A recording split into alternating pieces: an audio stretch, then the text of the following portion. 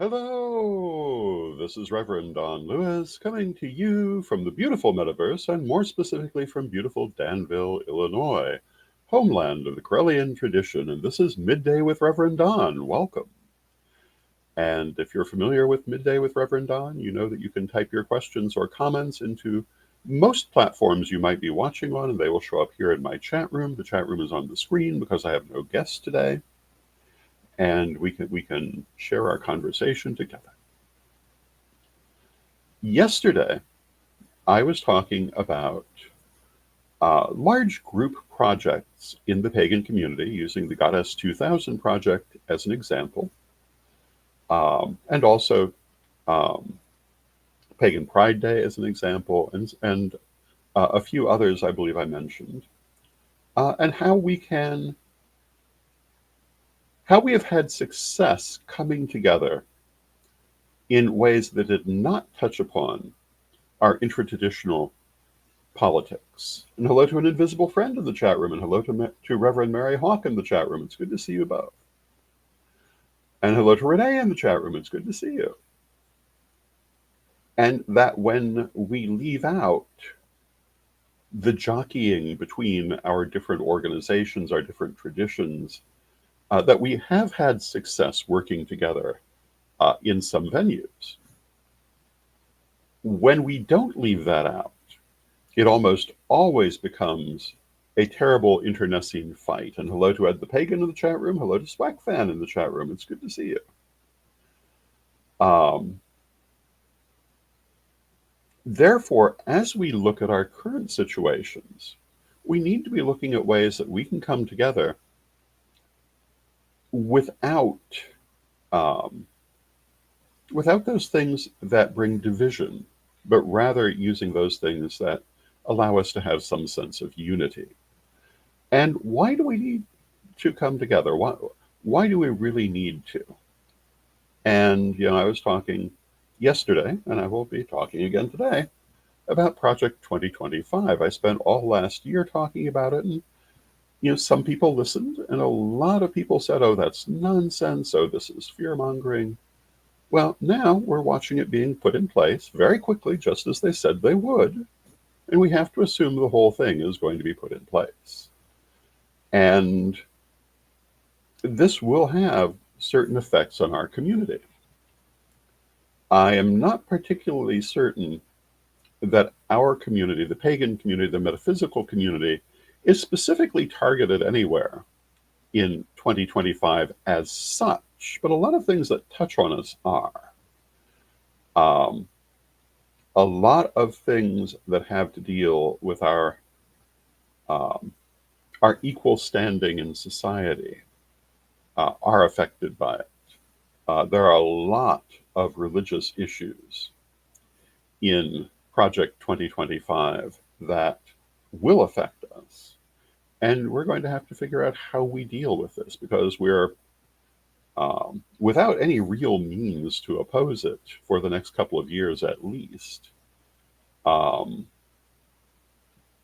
a few things possibly, and I do think to some extent public disapproval will have some impact, but exactly what can be done really remains to be seen. In a lot of ways, we've lost the chance to do anything to avoid this situation. Now we must deal with it. And being able to do, and hello to Unique One in the chat room, those large community-wide projects does offer us a number of things we could possibly do. Um, I chose my subject yesterday because I was reminded of my last physical meeting with Abby Willowroot, a wonderful person who was responsible for the Goddess 2000 project. Today, I noticed in my um, Facebook feed a story about um, the Supreme Court to hear a case on Obamacare being challenged because it facilitates homosexual behavior. And, I have to say, I don't really understand why that would be a legal grounds to challenge it, but I'm not surprised to see that case. And I'm sure it's only one of many, many, many cases that we will soon be seeing against Obamacare, as well as things in the legislature, because getting rid of it has been a major um, priority for Christian nationalists. It's a big part of Project 2025. And I think we have to assume that it's not going to stand. But what does that mean to us? Well, a lot of us are dependent on it for medications and medical treatment. And what are we going to do when it's not there? Do we just go back to where we were? Um, and I think that um, this is a concern that we must be thinking about, and it's only one of many things where social programs, social um, tools that we rely upon may no longer be there for us. And what do we do? Well, my answer is we're going to have to build our own. What do marginalized communities do in times when they're greatly marginalized? They do their best to build their own. And that's often the thing that allows them to survive. I was thinking the other day that Marcus Garvey flourished during the height of the Jim Crow period. If you're not familiar with Marcus Garvey, you should look him up. Um, Father Divine also flourished during this period. These were African American people who ran major organizations that, among other things, did provide a lot of social services to their communities at a time of great discrimination. Um, and, I find that an example we should pay some attention to. And both of those individuals have been portrayed often in very negative terms by wider society, but that's not to be surprising to anyone, and should not necessarily be taken literally. Not to say they may not have had their faults, but for that matter, Al Capone in Chicago, um, who certainly had his faults, but was known for providing a lot of social services to poor people who did not otherwise have access to them at that time. My grandfather, Ray Baxter, did the same thing in some ways here in Danville. A lot of poor people who could not afford to ever own their own home in those days, before the coming of things like the GI Bill, were able to buy property through him because he basically was willing to sell on contract when many others were not. And other things were done by him and the family in the same way. Looking at where we may be headed, I think as a community, we need to look at building resources of our own to replace some of the things that we may be losing. And I say that speaking of the metaphysical community, but also the LGBTQ community, also um, the vast majority of ethnic communities, we all need to be asking ourselves, how are we going to make sure that we can get the things we need? Um, and in some cases, it may also involve finding other ways to fill those needs. I don't see any way that we can replace access to Western medicine, given its cost, if things like Obamacare go away. But there are other sorts of medicine, and we may need to use those. Now, I myself live in Illinois. I am at this point taking lots of pills um, after my heart situation, and they are possible because of Obamacare. However, I strongly suspect that because of where I live, I will still be able to get that medication. If I were in Florida, I don't know. Um, might be one of the reasons Spirit brought me back to Illinois, because it is a state which is likely to continue to offer resources of one kind or another. Now, an invisible friend says, Oh, an invisible friend has changed their name to an invisible friend named Matty. Hello, Matty. I know I've been getting the messages to archive and lay low. And yeah, that's to some extent my own feeling. Um, and Matty goes on to say the old instructions about hiding keep playing in my head. I hope it isn't that bad, but it's never wrong to prepare, I suppose. Well, I hope it's not that bad too. And I'm unlikely to find myself hiding, nor do I think I would have that option given the life that I have led. Um, but I do remember what it was like when we did not have access to as much legal protection as the metaphysical community or the LGBTQ community, of which I'm also a member. And yeah, we found ways to survive. We found ways to some extent to thrive. But that doesn't mean we want to go back to that. But part of how both of those communities were able to survive was building their own resources. We should, in my opinion, as a metaphysical community, have been working on that for years now. And in some cases, there's been some of that. Um, the full community is not capable of it. It's not even worth discussing. But there are parts of our community that can work together to build resources, and I think we're going to need to do that, and they're not necessarily metaphysical resources. One of the things we've been talking a lot about is archiving our knowledge so that it survives. Um, if, for example, um, we were to find it being censored off of the cloud, so to speak, off of the internet, out of libraries, which is not at this point a particularly fanciful thought. Making sure that as much of our literature, our videos, our various cultural presentations, our history is preserved in multiple places is a very good idea at this moment. And I believe the Digital Dragons are working on that. But we all should be working on that. And if you happen to have an archive of your personal history, make sure you have it backed up off the cloud on external hard drives where you can access it later if you need to, where it can be preserved if it needs to be, because we don't necessarily know what's coming.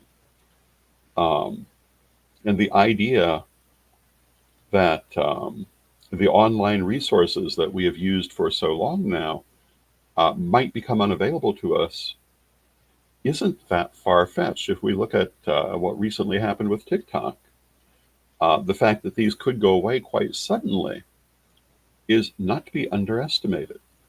I know for myself, I have a vast number of photos and videos on Facebook. If Facebook were to decide to erase my account tomorrow, a lot of people would not have access to those photos and video.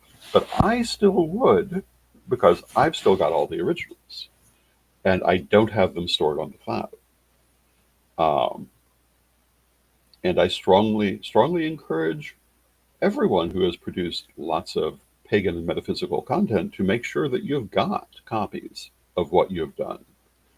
Um, our YouTube channel, where we have been for 20 years, if that goes away, those videos don't, for the most part, go away because we've kept copies of them.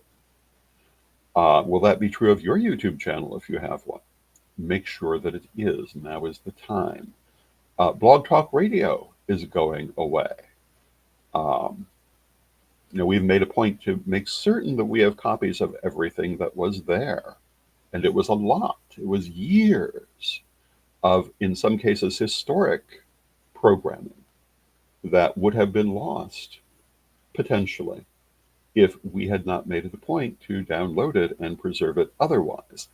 As far as I know, Blog Talk will, at least for a time, still have these things available, but I don't know if that's particularly reliable or how long that will be.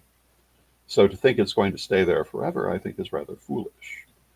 We need to look at all the things we have and make sure that we have them, because We can't necessarily think that they're going to be elsewhere. We probably should be looking at the idea of something like a pagan science reading room, similar to what the Christian scientists did, to have access to their literature, because I don't know that we can assume that our books will continue to be available in libraries.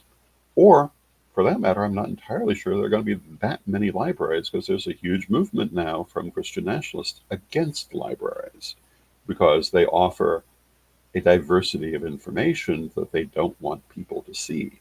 They certainly don't want them to see our information. Um, these are things that we need to be aware of. And hello to Kathleen in the chat room. Or beg your pardon, hello to Kayleen in the chat room. It's good to see you. And Kayleen wishes us good morning from Australia. And good morning to you, Kayleen. I mean, these are all things for us to consider. Um, Maintaining our libraries, particularly in digital format, is more important in some ways than ever before. And one of the things I'm reminded of, and will this go that badly? I doubt it, but I'm reminded of the building of the Great Wall of China, which Christian nationalists often like to refer to. But a lot of the workers who built that wall in its initial phase were actually scholars, Confucian scholars, because of a huge campaign against Confucianism that involved burning every copy of every Confucian book they could find. And in fact, Confucianism and its literature would have been wiped out, except that a number of the Confucian scholars who managed to survive this purge after a number of years had successfully memorized the major books of their canon, were able to rewrite them. But no earlier versions of those works survive, predating that period. Um, the fact that they had the sense to memorize what they could was certainly very important. We have far more knowledge than we could do that with. But in a manner of speaking, our external hard drives can be our external memory. And um, it can preserve our thoughts and our world for the future, even at points in time when we might not be able to disseminate it as publicly. Because, this, like every moment, will be fleeting. This is a moment in time that may have some serious difficulties in it. We don't know really how serious, but it's still a moment in time. And it brings us back to a subject we've talked about on this program many times, and that is the disconnect in generations in the metaphysical community. There will still be a metaphysical community here in the future. There's no question about it. There's always been one. And hello to Melanie in the chat room. It's good to see you, Melanie. There will always be a metaphysical community, but will they be connected to us? Certainly some of them will. I have no question the Correllian tradition will survive. Um, exactly how it will survive remains to be seen. What will the next metaphysical community look like? Will it be strongly influenced by the things that the last couple of generations have done? Well, part of the answer to that is who today remembers Yola Morganach. If you don't know who Yola Morganach is, then the point is made. And Yola Morganach, for those who don't recognize the name, was a leader of a revival of Druidism in the 18th century, which strongly influenced metaphysical ideas in the 19th and 20th century, and has a lot to do with where we are today, but is almost totally forgotten. Hello to Nikki Dodd in the chat room. It's good to see you, Nikki. Who today remembers Lydia Beckett? I do. Correllians do.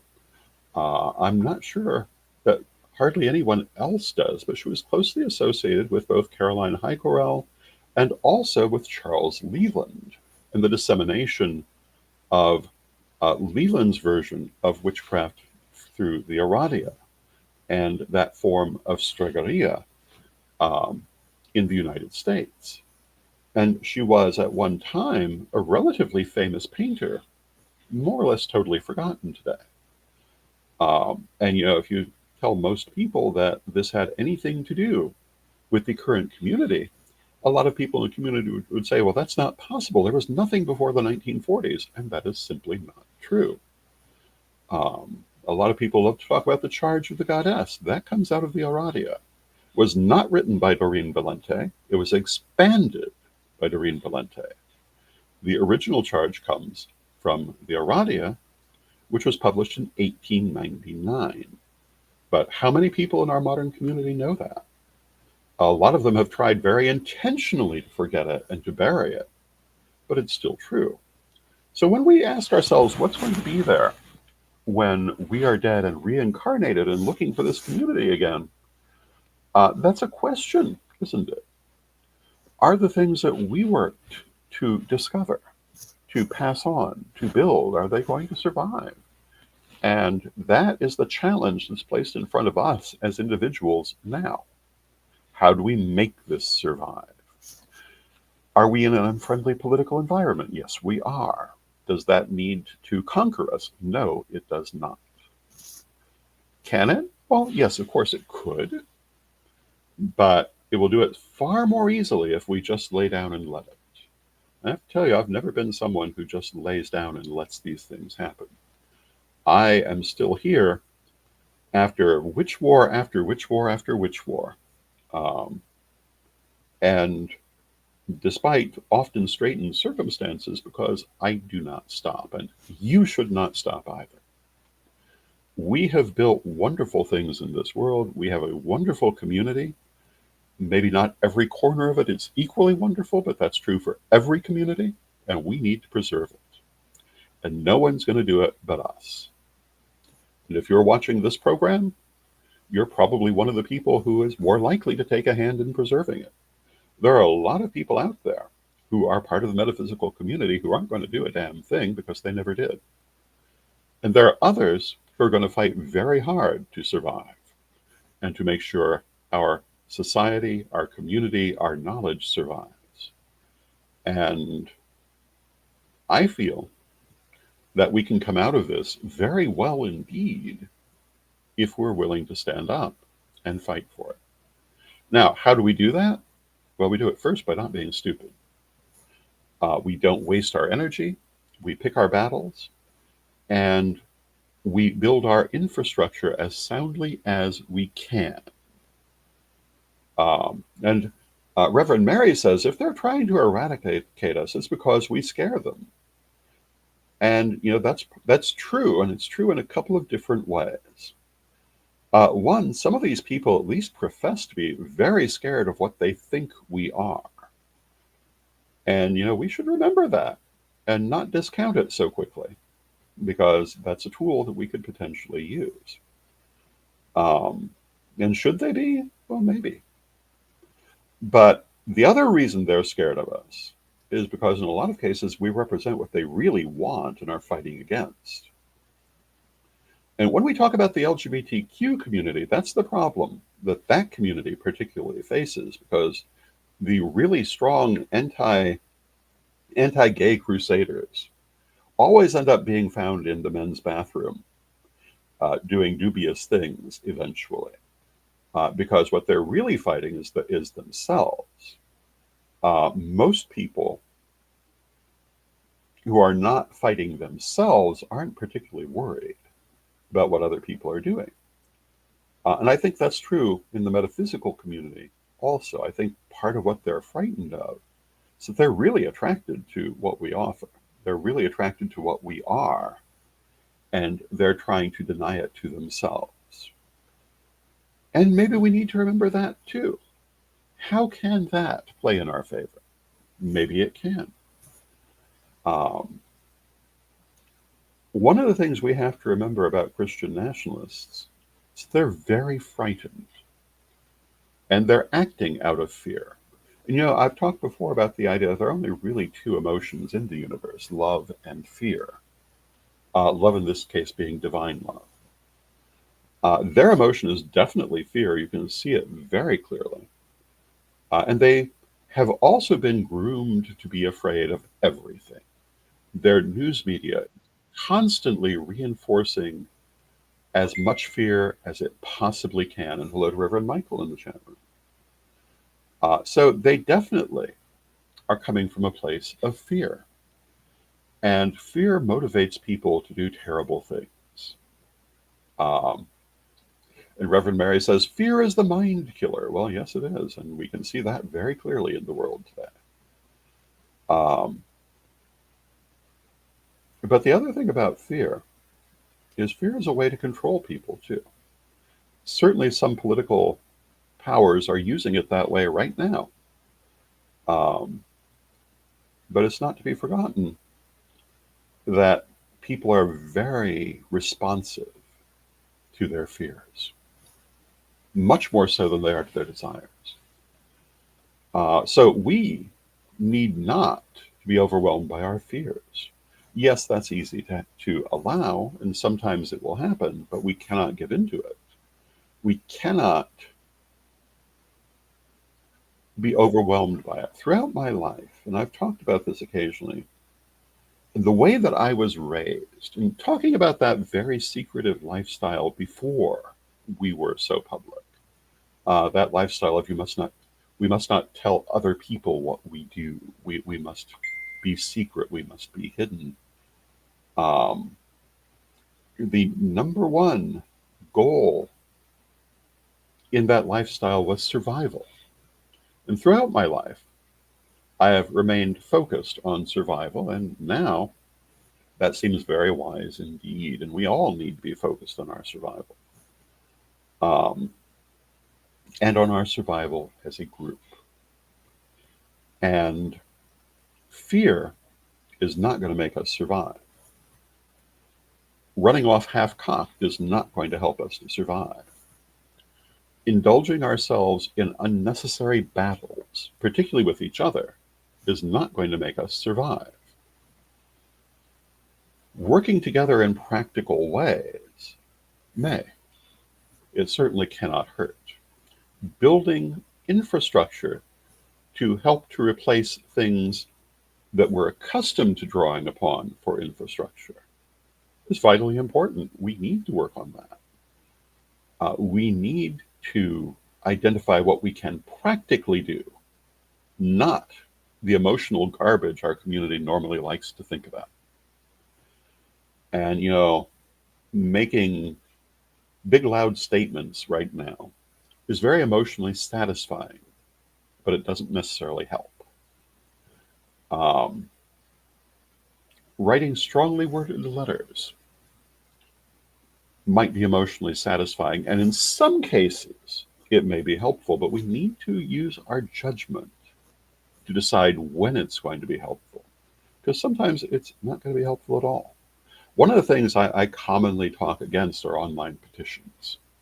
Online petitions allow people to have a moment of emotional satisfaction thinking that they've done something when in fact they almost never do anything. Online petitions are almost always virtually worthless. And I get them in my email every day. Sign this petition, and I just erase them because I know the people who they're trying to affect are never even going to see that. The only time an online petition offers you any practicality is if the group you're trying to influence is the one that is having the petition one way or another, if they're looking for input, or if it's being used by a group that is actively bringing it to the people they're trying to influence in one way or another, which is sometimes the case.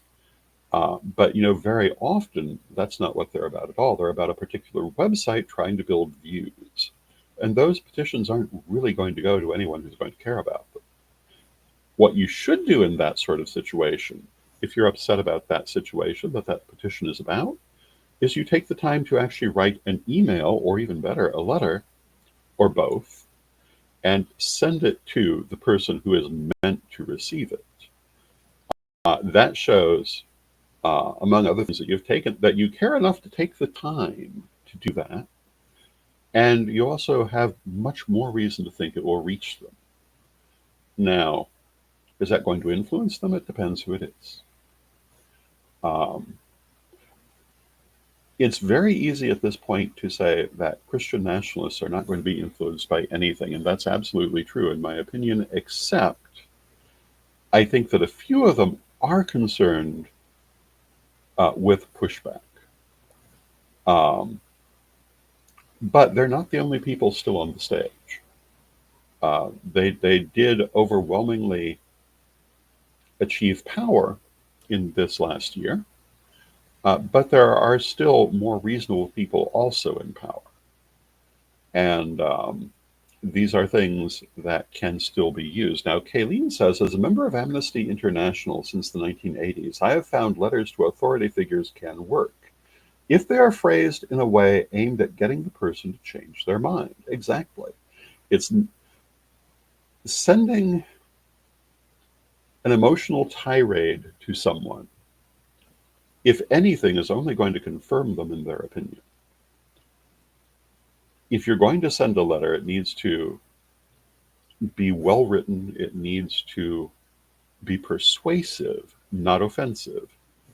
And, this is something I probably need to dedicate a show to in the future. How do you write an effective letter or email to someone if you're trying to change their mind, if you're trying to get them to see your point of view?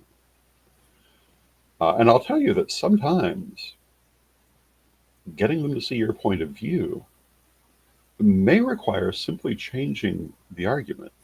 For example, in the Pentacle Quest, one of the things that really changed the tide of that particular battle is when the framework was changed from being a pagan rights situation to a veterans' rights situation. The veterans simply happening to have been pagan. When it was put up as a veterans' rights issue, people were far more understanding of it, even though it had always been that. How we phrase things, how we present them, these things are important. And these are things that we must bear in mind as we go forward. So with that, I see we've come to the end of our half hour. I want to take a moment for a word from our sponsors, because we love our sponsors. And then we shall have our prayer. And here we go.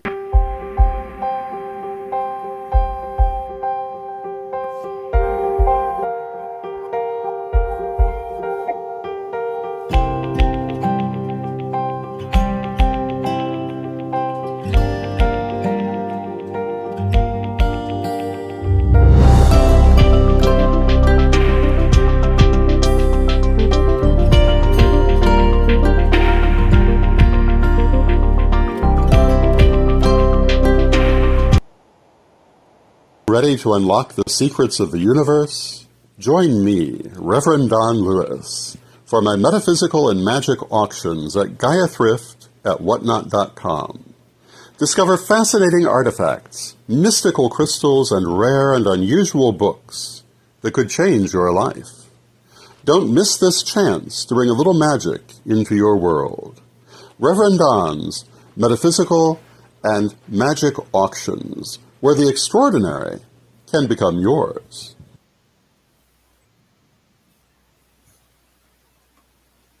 And we want to thank our sponsors, Equinox Learning Hub and Rev Don's Metaphysical and Magic Auctions. We'll have information about our next auction soon. I hope you've enjoyed the program.